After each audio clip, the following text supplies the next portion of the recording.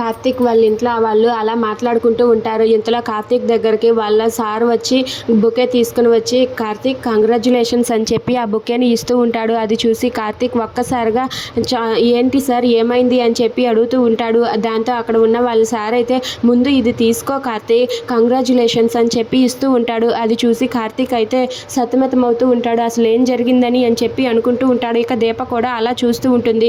ఎందుకు సార్ ఇది ఇచ్చారు చెప్పండి అని చెప్పి కార్తీక్ అడుగుతూ ఉంటాడు. దాంతో అక్కడ ఉన్న వాళ్ళ సార్ ఇలా అంటూ ఉంటారు, ఈ వరల్డ్లోనే మంది బెస్ట్ రెస్టారెంట్ అని మనకి పేరు వచ్చింది.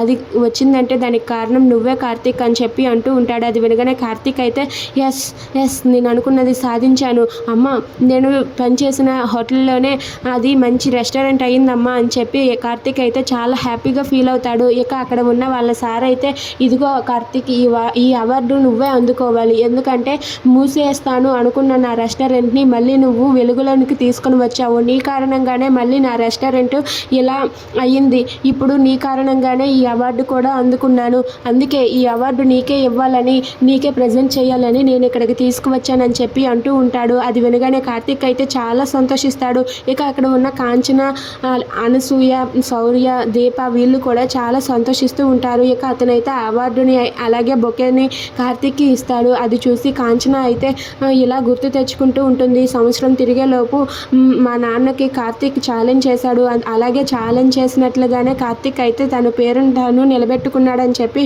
కాంచన చాలా గర్వంగా ఫీల్ అవుతుంది. If you like this video please subscribe.